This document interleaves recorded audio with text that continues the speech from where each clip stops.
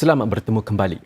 Setelah lebih sedekat melaksanakan hujung minggu pada Jumaat dan Sabtu, Johor akan kembali kepada cuti mingguan Sabtu dan Ahad mulai 1 Januari depan.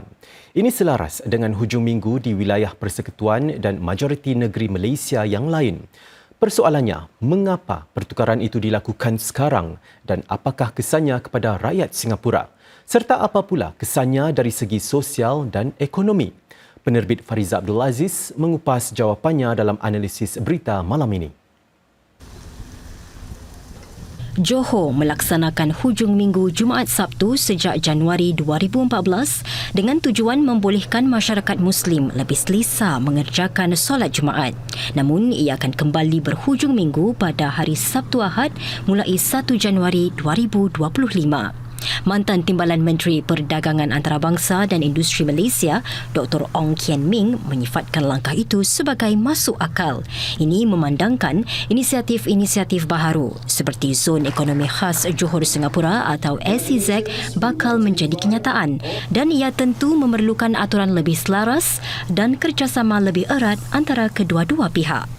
Walaupun tidak dinyatakan secara terbuka, saya rasa langkah ini adalah wajar berikutan pemeteraian Zon Ekonomi Khas Singapura Johor yang akan berlaku pada bulan Disember tahun ini di antara pemimpin Malaysia dan Singapura, dan tambah pula aspirasi kerajaan negeri Johor dan juga kerajaan persekutuan untuk mempromosikan zon kewangan khas ataupun special financial zone di Forest City Johor, dan saya rasa berikutan penyelarasan hujung minggu ini di Johor dengan yang di Singapura, ia akan menjadi satu langkah positif pada kedua-dua rakyat Malaysia dan juga Singapura yang perlu menyeberangi sempadan secara regular untuk bekerja, belajar dan juga beriadah.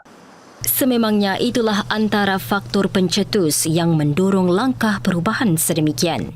Ketika mengumumkan pertukaran hujung minggu, Tunku Mahkota Johor Tunku Ismail berkata, langkah itu seiringan dengan pengurusan projek-projek pembangunan di negeri tersebut. Bagi tujuan itu, penyelarasan hujung minggu akan meningkatkan kecekapan Johor dan Singapura untuk berurusan antara satu sama lain. Sebab sekarang ada sealiran yang sama dari segi jadual kerja, dari segi masa kerja, dari segi cuti untuk dari kerja, dari segi untuk para pekerja bertemu untuk perbincangan tentang kerja. Maknanya ini membuatkan potensial produktiviti kita untuk meningkat bagi kedua-dua pihak. Ya. Jadi ini adalah sesuatu yang positif. Saya rasa mungkin ini akan menyempurnakan atau menyenangkan untuk kedua-dua pihak berinteraksi bagi tujuan untuk meningkatkan bisnes masing-masing. Dr. Syamsuri menyifatkan perubahan hujung minggu itu sebagai perkembangan yang sangat positif.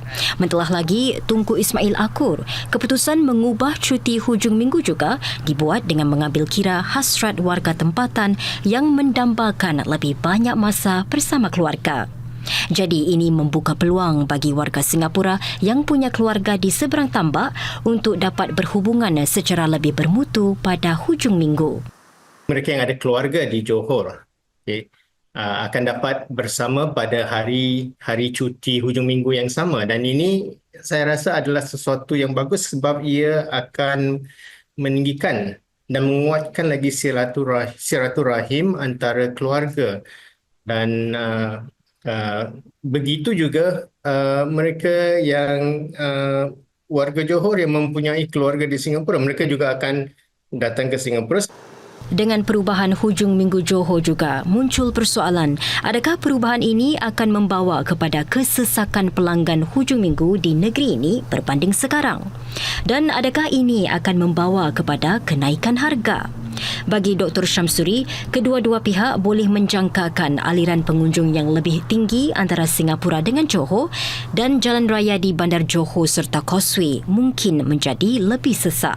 Sebaliknya, yang lebih menjadi kebimbangan, kata beliau, adalah potensi kenaikan harga dan khidmat di Johor. Ini apabila wujud keadaan di mana jumlah pengunjung lebih tinggi melanggani perniagaan-perniagaan yang sama. Kita lihat dari segi demand dan supply. Dari segi gini mungkin pihak penjual mungkin meninggikan harga barangan mereka.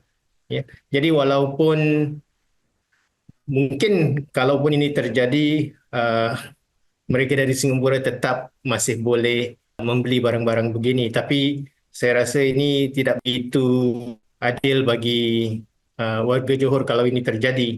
Jadi yang kita tak mahu adalah situasi di mana seperti harga minyak yang dibezakan antara warga Johor dengan mereka yang datang dari Singapura. Sebelum ini, Johor sudah beberapa kali mengubah cuti hujung minggunya.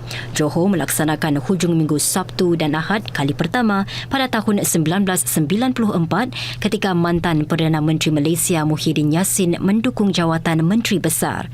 Negeri-negeri Kedah, Kelantan dan Terengganu masih terus mengamalkan cuti